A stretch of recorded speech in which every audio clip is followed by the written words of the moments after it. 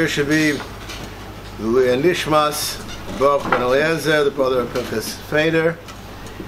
And I was asked in the shir to touch on the subject, perhaps, or something to do with the war. Mirza Hashem will get there towards the end of the shir. The lion's part of the shir has to do with Hilchas Sakana. I believe that this subject is a subject shrouded in uncertainty, and rightfully so. As we will see in Mirza Hashem as we progress, there are many machlokesim about the subject, and almost we call direct stiras within the same poskim as in regard to these things. I'll just give you a example of a question which I was asked just yesterday. Somebody called me and he said he's making some renovations in his house, and there's a window between his apartment and the Cheder Madrigot, and he knows that there's a Rabbi Yehuda Chassid that says that you're not allowed to close up a window. How much does he have to be worried about it? So the rule of thumb that many places can take in this question is if people are worried about it, be worried about it. How well does it have to be left open? There's a great discussion as to it has to be left a tefach open, even a mashu open. There's all different aspects to this question, but this is a halacha which it does not say in Shulchan Aruch at all.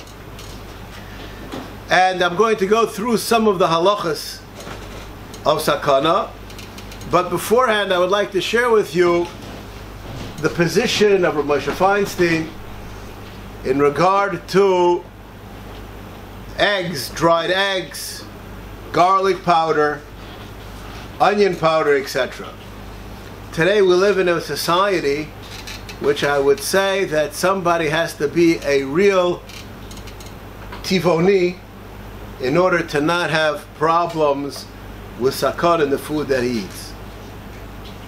And the Gemara tells us, Beitza klufa, batzel kolof, shum kolof, if you have any of these foods, an egg, onion, garlic, that's peeled and left overnight, it's a sakana to eat it.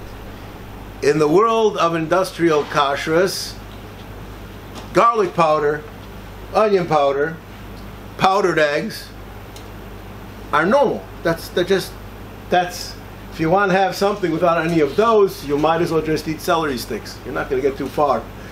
So we have a problem. And what's fascinating is that this halacha, which is a Mefurish Gemara, is not found in Shulchan Aruch. And this is something which is baffling. It's baffling to the poskim. In fact, there's even sort of like steers in the Rambam in regard to this idea. And therefore, more or less, Rav Moshe Feinstein says that even if you're going to be choishesh, you don't have to be choishesh like it says. And I would like to share with you, there's a sefer called Shmir Sagufa Nefesh, written by someone, a learner, I happen to know him personally. And somebody asked me, the halacha is that onions left overnight are a problem. What about scallions? So I told him I haven't the foggiest idea. Don't know. So, but I could find out for you. So I called this fellow, and he says the Chazon Ish said that it's okay. They're not onions.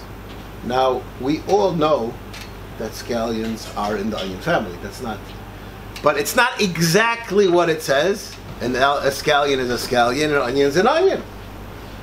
So therefore, in these halachos, many poskim take the position, what it says, and what it doesn't say, it doesn't say.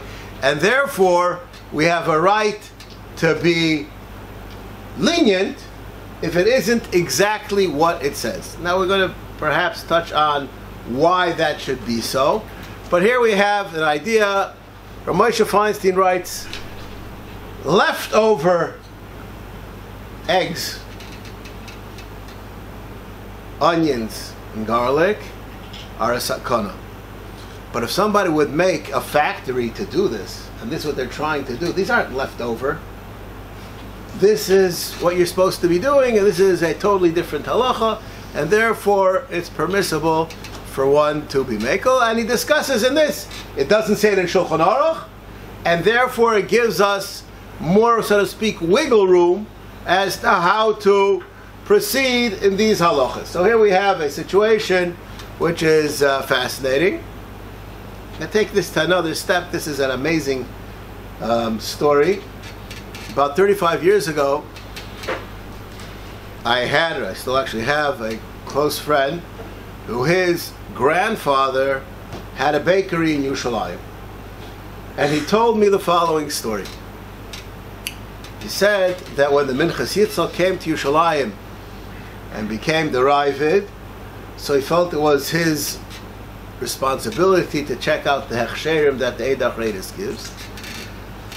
And he went to many plants. It's a famous story that he went to Nuva plant, and the engineer was giving him a tour and explaining to him the pipes. And the Minchas says, "You don't have to explain it to me, I'll explain it to you." So I've been in the hechsher business for a long time, and he explained how all the pipes work, and the fellow was amazed. He was a baki in this area because he dealt in this area in his work in Manchester. Anyways, he came to my friend's grandfather's bakery, and it was 15 to 20 minutes before closing time, and he came across a big vat full of raw eggs. And Minchas Yitzchak looks at his watch, and he says, "What are you doing with these eggs?" He said, "These are for tomorrow." So he says to him, "What are you going to do about the fact that you're not supposed to have eggs overnight?" He said, "It's okay, I throw in a few shells." And the Minchas Yitzchak laughed, and he said, "Take some flour and sprinkle some flour on top of it." This is a story I heard about 35 years ago. And my friend said to me, I heard this story as a small child, maybe you could explain to me what was the laugh, what's the flour, what's going on. So, I'm going to share with you, what I'm telling you is my bottom line. Not everybody agrees to this bottom line. First, there's a machlokes, this which you're not allowed to have eggs left on overnight if they are unshelled, if it's talking about hard eggs or soft eggs. What? Raw. That's soft egg, right? Raw eggs, one way or the other. Which one is it? There's a machlokes. And the Gemara says that if it has bikli poso, if it has its shell, then it's okay. So this baker understood, so I'll take some shells and I'll throw them in and I'm good to go. Now the reason why this is incorrect is because even if it would be true, this is my understanding, it only helped for that egg, and it doesn't mean that if you took it out of the shell and then you put it back into the shell, it works. It means that they were unshelled totally. So therefore, this idea doesn't work at all. So what did the Minchas tell him? He said, take some flour and sprinkle it on top. What's that?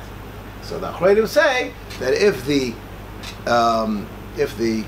eggs are mixed with something else, then it's good enough. Therefore, hence, there are many poskim that say if you made a salad with raw egg, with raw onions or something, or raw garlic, there's no problem. Once it's made into a salad and it's mixed together with other things, that's good enough to take care of the sakana aspect. Does it help just to sprinkle a little bit on or not? It seems from this Minchas Yitzchak that he held that it's enough. There's actually a machlokes, but here we have the concept of, we have a sakana and we have... Is this a physical sakana or a spiritual sakana? Ruach Ra. I don't know what that is. Okay. We're going to soon we'll discuss a little bit. There are things which are physical sakanas like fish and meat. Ruach Ra is, according to some, called a spiritual, but not according to everybody. But this is the concept. This is a concept which is important. Another subject which I get asked the question on all the time, and there's also Minchas Yitzchak on this subject. Halacha is that food left under a bed should not be eaten, even if it was in a kli. And this is a question When I was a bocher yeshiva, bocher used to bring back tuna fish from America, and the first night they put their suitcase under their bed, and then they would have automatically a question as to, what do I do? So, this question in particular, and I'm going to share with you a psak from my Rabbi Moshe Halberstam. This question in particular is fascinating. This is a Ruach Ra question. And the Salmas Chaim, he said that this halacha is only lechatchila b'diavad, it's permissible. And what's his proof? His proof is from a Torah in Hilchas Shechita. The halacha is that one should not shecht with a kurmish shalkana, which is some kind of a reed that is sharp, but this is a one-sided sharp. In other words, all the teeth go in one direction. So if you shecht in that one direction, there's no problem that you can poke at the simanim, but that would be kosher. But if you would shecht this way and then pull back, so then there would be a question of what's called ikr, and the shechita would be possible. And there are two different explanations given in the Rishonim. Either it's because of a problem of ikr, or because there's a ruach ra on the kormish shalkana. Says the Itor, what's the nafkamina between the two reasons? If one shechted with it, if it's because of a problem in the shechita itself, it would be possible b'diavad. If it's because of a ruach ra, so then b'diavad, you don't have to be choshesh for the ruach ra, and you're allowed to eat it. So here Salmas Chaim says, we see that these ideas of the ruach ra are only lechatchila, b'diavad, one can be mekel. And hence the psak of many poskim is that a person can be mekel b'diavad. Rabbi Moshe Halberstam, they told us in camp, though, that I'm not responsible for what they told you in camp. that after the bracket, that double wrapped, it's okay. That's not what most of the poskim say. Okay, there's certain things that help wrapping. This is not one of them. And I would like to carry on with this concept. My Rebbe Moshe Halberstam, in certain kinds of these questions, would say two things: use it for Shabbos, give it to an ani. He never explained what he was saying, but I have researched this many times. And first, if it's used lidvar mitzvah, so there's already sources in Magen Avram, Siman Taf Nun Hey, that when a person's shomer mitzvah la'yeded davara, somebody's doing something which has a mitzvah aspect to it, so we'll call minor sakanas do not affect him, and therefore it would be permissible. And also for an ani, that's called a tzarech gadol, and body that should be mutter. Now I would just like to add on this subject of ani, I saw a tshuva this year for Rabbi Shulei Diskin, and I saw this tshuva and I was mesmerized. Fascinating tshuva. The halacha is certain things that are only mutter behefsid meruba. That means if it's a great financial loss, it's permissible. If it's not a great financial loss, then one should not use it. What would happen if this was financial loss for the poor person, but not financial loss for the rich person? So Shulei Diskin writes as follows. This is a fascinating idea. He says there's a halacha as follows. This is something to think about in our Beirut B'Chavera during Sfira. There's a halacha as follows. A person has an avela, and he could do one of two things. He could sell it to a goy, or give it to a Jew for free. So the halacha is you have to give it to a Jew for free before you give it to a goy. That's the halacha. It's Gemara. So Rabbi Shulei says, what's this man going to do with this tray for meat? He's going to sell it to a guy. If he gives it to a poor person, that poor person can eat it. So midin zchiyah already becomes the property of the poor person, and it becomes the poor man's shayla, not the rich man's shayla.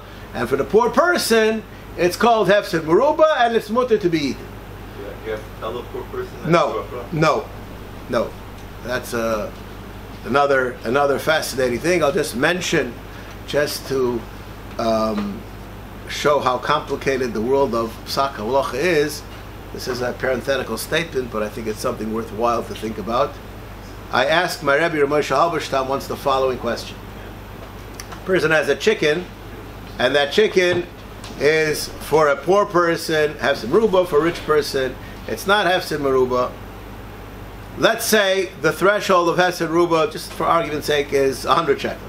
Whatever, it's not the arbitrary number, 100 shekel. So there are some people that are machmer, and they kosher their own chickens. When I will compute hefsed meruba, do I put that into the equation, the tircha, and how much that tircha is worth? And the fact that the person koshers their own chickens, is that more of a reason to be machmer, or more of a reason to be mekel? And he smiled and said exactly what I thought he would say. Of course it's computed, and it's a reason to be mekel. So what happens is, they can have two people. The machmer will be mekel for him, and the mekel will be machmer for him. Because for the machmer it's called hefsed meruba, and for the mekel it's called hefsed mu'at.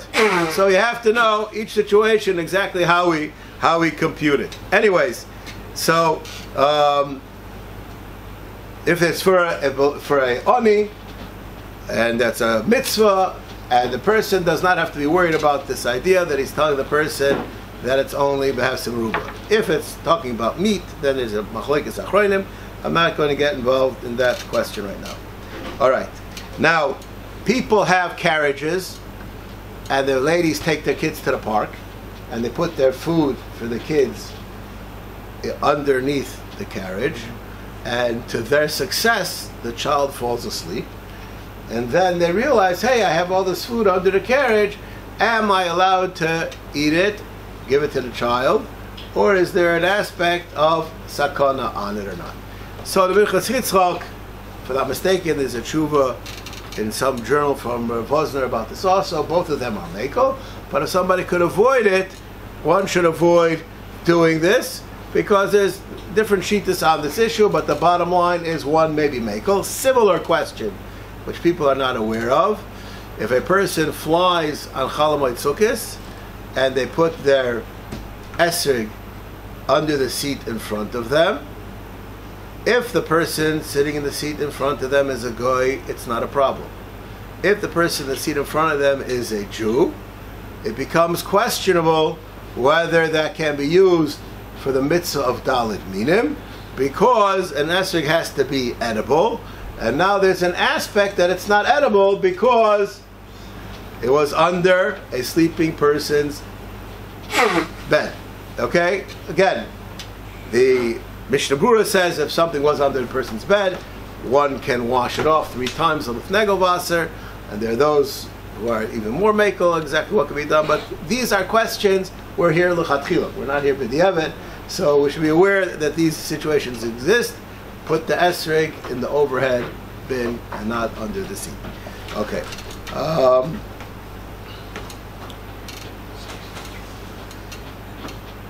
I would like to mention a halacha which people are not machmer on, and I believe that it's worthwhile to mention. The Gemara Brachos, Taisus and Brachos tells us that after people wash and they're waiting for Hamoitzi, so people are sitting around and doing nothing, so the Satan is makatrik.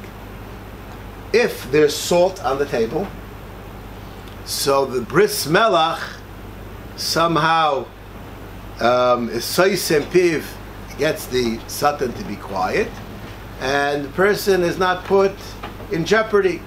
So therefore there are many people who always have a salt shaker on their table in order to avoid having this issue. And this means when someone is setting their table for Shabbos, when you put the Kiddush cup on the table, put the salt on the table. You're going to put it there anyways, so put it there in advance. And again, there's a question, our bread, according to the Mishnah Berurah, does not have to be dipped in salt because we have what's called pastakia. But this aspect of having salt on the table is a separate issue, and it should be there. It should be there all the time. I'd like to mention another fascinating idea, which is brought in the tour.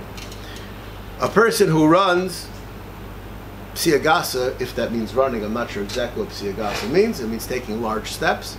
If it means running, fine. If it means taking large steps, that's fine. Whatever psiagasa means, it affects a person's eyesight. And the refuah for that is for a person to look into the Kiddush cup when they're making Kiddush. Now, whether one is allowed to look in the Kiddush cup when making Kiddush in order to do this or not is a machlokes haposkim, because a person is not allowed to do refuah on Shabbos. So, but the person should be aware, and I'm just in the mentioning of this, I would like to share something which is important. Halach and Hilchos Kiddush people are not aware of. When is it during Kiddush that someone is supposed to be doing this? So the halacha is that during the Yom HaShishi, the paragraph that's from the Torah, a person is supposed to be looking at the candles, and it's only supposed to be done in the bracha part of the Kiddush. The Kiddush of the Kiddush, not the pre-Kiddush, the Yom HaShishi. Okay? At that time there's a different thing a person is supposed to be looking at, not supposed to be looking at the kos. Alright.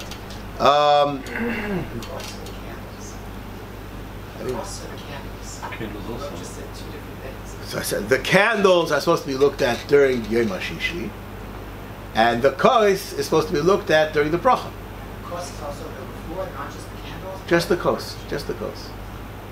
Also, see, brought down the candles also. I don't remember. If I recall, it's just that's a different reason. Okay. All right. Now, I would like to... Sukking by heart, saying the Yom HaShishi and the whole thing by heart, if one is looking at the candles. The minig in Klal Yisrael is that all psukim that everybody knows by heart, that you're allowed to say them by heart, even if you're being mitzi people. That's the minig. The questions are way better than my answer, and there's a great discussion about it, but that's the bottom line. All right. All right. Now I would like to discuss some other aspects of sakana.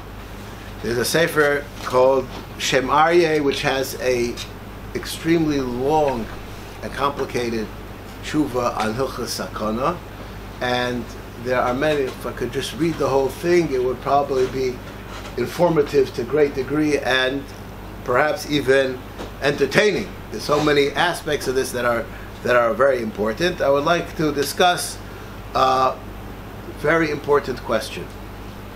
One of the most prominent of the Shvatim of the Shiftei Ka was Zvulun. What did Zvulun do for a living?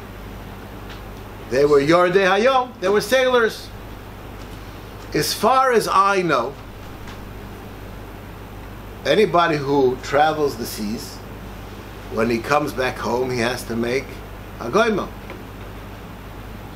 If I were an insurance agent, his premium would be greater than that of a computer programmer. He has a dangerous occupation. Is it permissible for a person to have a dangerous occupation? That means many things. The Gemara says, the Gemara Bava Metzia tells us that a person who picks fruit in the apple tree, es nafsha hu noisenot, because a person can fall off the tree. Yet we don't find that there is a halachic embargo on these kinds of occupations. I had a discussion with an electrician on Chol Hamoed, and I asked him more or less, how dangerous is your occupation? So he says, if you know everything I know, then it's not dangerous. That is dangerous. Okay?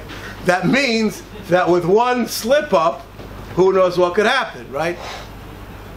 I don't think that people consider being an electrician a dangerous occupation. Though I would imagine that there is a certain in level of danger that there is in being an electrician. That's like a civil job. It's not like a guy who goes hang gliding for an occupation, right? That's like a very regular job. Or a person is a taxi driver.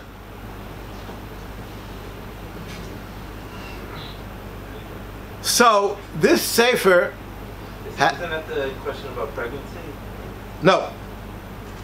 No. There's only one way, at least from the Torah perspective, to create a baby, and the Torah says that one is obligated to do it.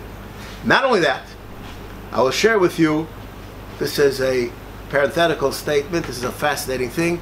Perhaps it's worthwhile to come here just to answer this question. I have a very close acquaintance that lives in America, perhaps I call him a Talmud of mine, and he had two girls, and then about 6 or 7 years later he had a boy, and that boy was born during Bein Hazmanim, and I was on vacation, and he called me up and he said, I would like you to come to be the moil of my son. I'm going to pay for your ticket to go both ways. And there were a variety of things that came together that made it possible, and I flew to America to be the moil at this kid's bris. One of the reasons why it was important for me to be by this kid's bris is 2 years beforehand, I was in America, and he asked me to drive him, if he could drive me to the airport. He wants to speak to me.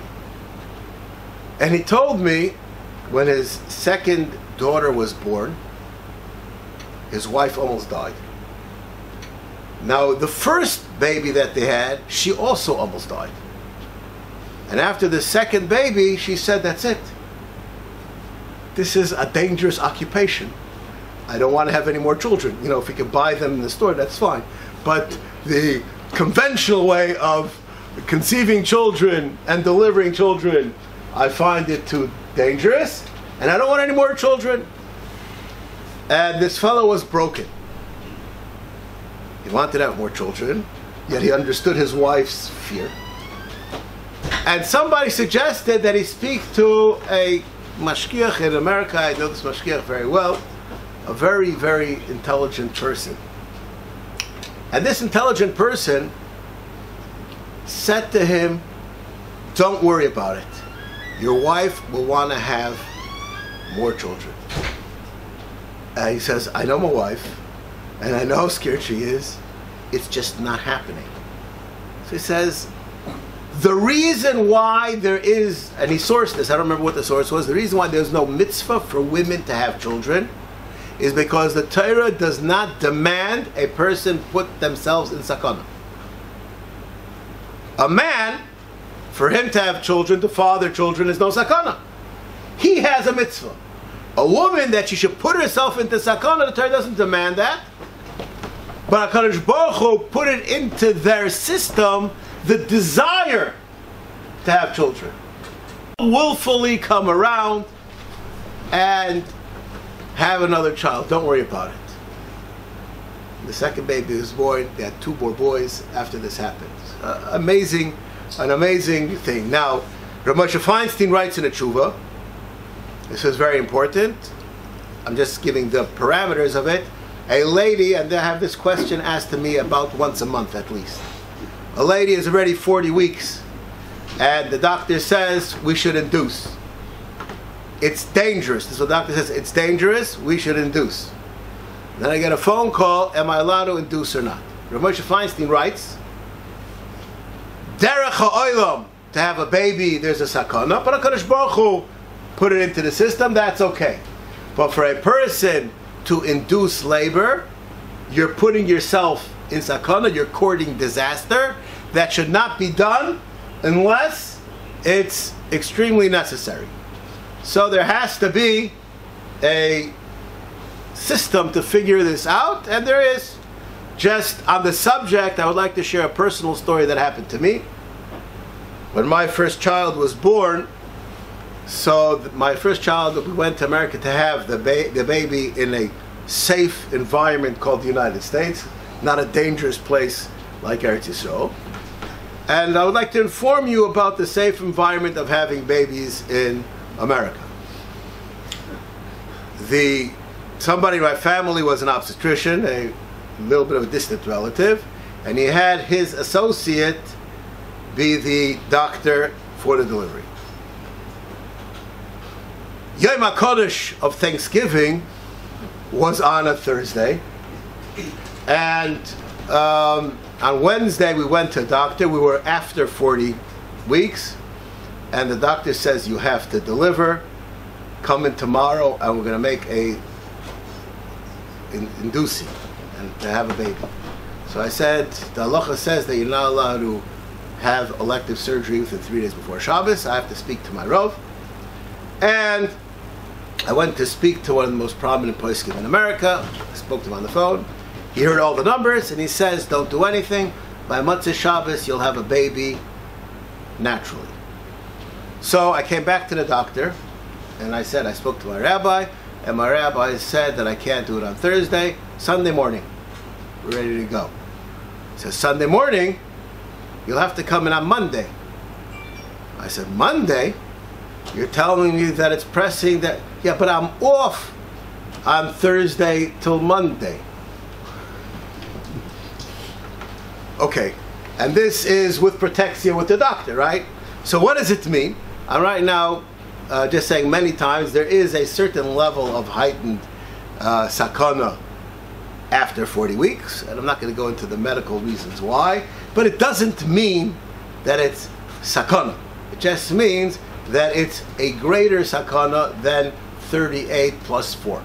Okay, we'll just leave it at that without getting involved. Again, the question should be spoken to the doctor, to Rav, about that. So the answer to the question is that things which are b'derech ha'olam that people do normally, they are considered permissible to be done. Now I'm going to take that and I'm going to move it to a question which I had many years ago, and I looked high and low to find somebody who spoke about it, and to my unsatisfaction, I found Rav Moshe Feinstein asked the question, and he answers it in the worst of ways. Chalila, not that his answer is a bad answer, but you'll hear what in the question. The halacha is that a melech is allowed to go to war. Milchemes Rishus. Milchemes Rishus means that if people want to expand their territories, whatever it is, one is allowed to go to war. So, I had a question. If I'm not mistaken, being a soldier is a life-threatening situation. For money, you're allowed to be a soldier. May one be a mercenary? May one put Klal Yisrael in danger because we want to have bigger houses? More farmland? Is this permissible or not? So I found that a tshuva of Moshe Feinstein asked this question, and his bad answer, that's not a bad answer, it's a very good answer.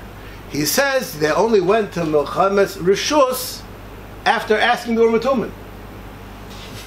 So that basically pulls the rug out of the question. That means that Chazal gave them the directive in this situation, it's permissible to be done, and therefore my question is not answered at all. However, the Shemarye in this tshuva, he answers this question. Syria. What? Syria. Syria? He didn't ask. No. He So, was shoched. let's see. Let's discuss all the things.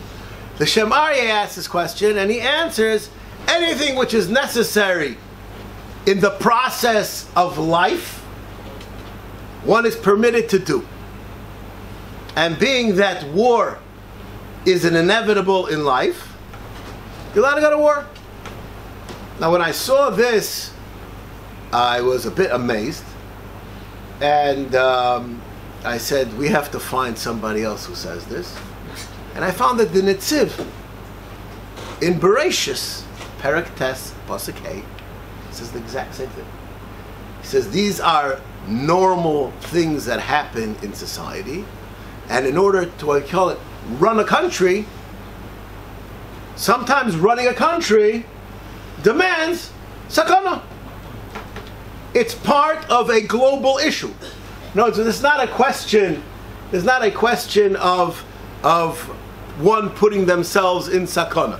This is, in order for us to keep afloat, we have to do certain things, and this is part of the society. Again, this is not right now cascading any questions. I'm saying the bottom line is that this idea is reinforced by many poskim. The Tzitz Eliezer also brings this down, this mahalach, that there are things in the existence of a country which are dangerous, and they must be done. They must be done. Why? Because they have to be done. And then we have a question: can a person shirk his responsibility? I'll just share with you a fascinating thought from the Chazon Ish and a psak of his. And does a person have a right to opt out? Fascinating story where there was a question, some espionage had to be done. I don't remember if it was in the Second World War or if it was in the World of Independence here in Eretz Yisrael. There were two people that were candidates for this piece of espionage. One was a bocher, and the other one was an avrech who had a small child. And they asked the Chazon Ish, and the Chazon Ish said, you should have the avrech who has a small child do it, because even if he dies, at least he has a child. The bocher doesn't have any children, so if he dies, that limb of Klal Yisrael has been cut off. Chofetz Chaim one time had a similar question, and he said he should have the person who's married do it, because the person who's married has a schus of his family protecting him, whereas the bocher, he just has himself. So again, the Gdei Yisrael, the way they compute questions,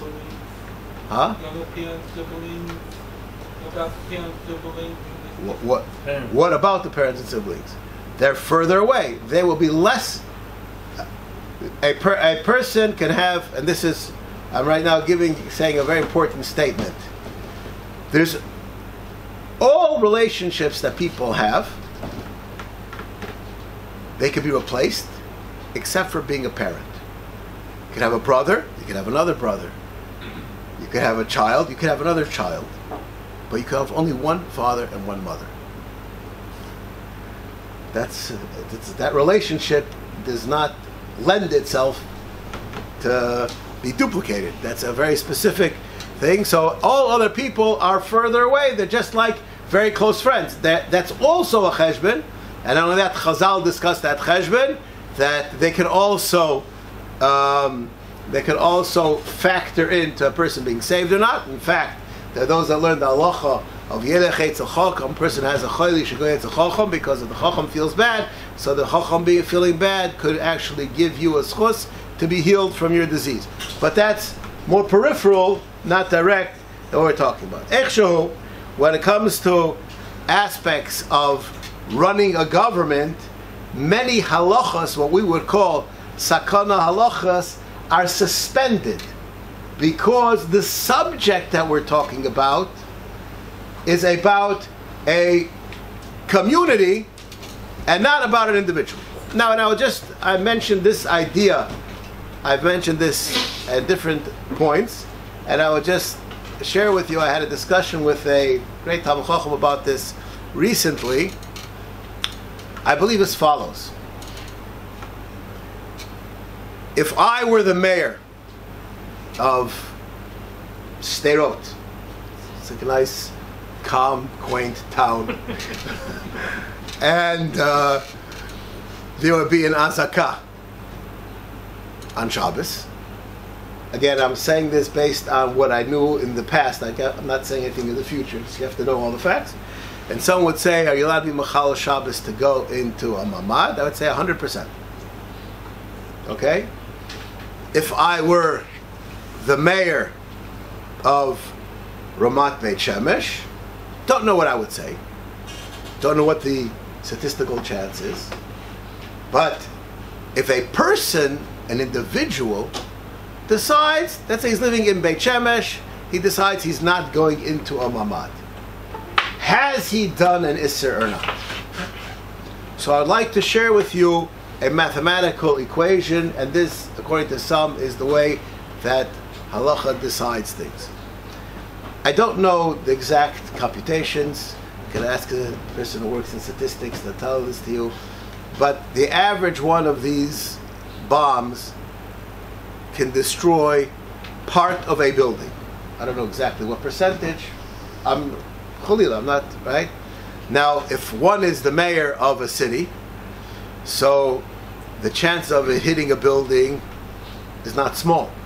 In other words, when I say not small, 1 in 1,000 is not small. That's a sakana chance that a building will be hit. That it should hit your building, that's extremely small. In other words, if there's a lottery, it's guaranteed someone's going to win. I can almost guarantee you it's not going to be you, right? No, it's just because there's a collective statistic doesn't mean that that collective statistic is in sync with the individual's person statistic. So sometimes there's a halacha that's said for the klal, and everybody in the klal has a right to live with that klal. And sometimes a person has a right as a yachid to stand out. Where do I get such an idea from? And I'd like to share with you a question in Pekuach Nefesh. The Chazon Ish in Hilchos Shabbos discusses the following question. He says that small babies that live on mother's milk, for them to change their diet could cause them stomach cramps, disease, diarrhea, all kinds of stuff. And there's an aspect of Pekuach Nefesh, and therefore the question is, may a mother pump milk on Shabbos in order to give it to the baby, in order that the baby not be endangered by having to take the formula. Now, I'm not right now discussing what the lecha is today, whether this has changed or not. I'm not an idea. So Chazon Ish says, the person who decides he's not going to be Machal Shabbos, Ein maznichin oisoi, how do you translate that? We're not going to give him a slap on the wrist. And the person who decides to be Machal Shabbos, we're not going to give him a slap on the wrist. So there's a question of Pekuach Nefesh that can go both ways, that depends on the person's personal place where he is. Okay? Now, again, I'll just make a general statement. How much of a suffix does one need to be obligated in Pekuach Nefesh, and how much does a person need to be allowed to be Machal Shabbos Pekuach Nefesh? Changes. And I'm going to end with the following question. It's all different. It's not a Pekuach Nefesh, not the person who's doing it. I understand, but it's the same. It's the same thing. It's a question of you're the one in charge of that person. You're the one. You are the custodian of that child, right? Just like you have the right to decide for yourself to make a dangerous operation, you have the right to make that decision for your child, as it says in Igros Moshe, Choshen Mishpach Chelik Beis. Whoever is the apotropos has the right to make that decision about an operation. So this is the same kind of an idea. Now, this is a question which defies one-line thinking. Person will come to me and say, Rabbi Zachariash, I would like to have my baby delivered by this big expert, even though that doctor is going to have to drive in on Shabbos. Or I could have the guy who's on call in the hospital deliver it, and I don't have to have extra Chil Shabbos. May I bring in my doctor? So I'll tell him, Avada Pekuach Nefesh, you're allowed to bring in your doctor. Fine. So his wife goes into labor Friday afternoon, or Shabbos afternoon, whatever it is, and he calls the doctor, and he says, my wife is in labor, I'd like to come into the hospital. He says, nothing doing. I'm in the middle of watching my soccer match. There's no way, I'm not missing my soccer match. He says, go get somebody else to deliver your baby. He says, no, but I want you. He says, you want me? It's going to cost you triple price. Am I mechuyev to pay triple price in order to have the doctor that I want. Or I could say, that's too expensive. I won't be Mechal Shabbos. You understand the question? The halacha is that you could say it's too expensive. See you next birth, or maybe not, right? And not use that doctor. You're not mechuyev to spend the money, but you're allowed to have somebody Mechal Shabbos to have that extra protection of Pekuach Nefesh.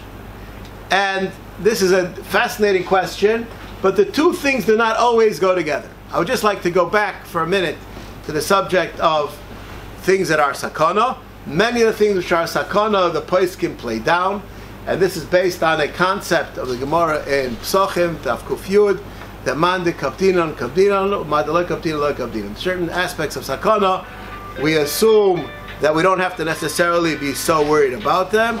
If people in general aren't worried about them, or you're not worried about them, then one is not mechuyev to be worried about them. But things which are clearly accepted in Klal Yisrael as a sakana, one should try to avoid being caught in those situations.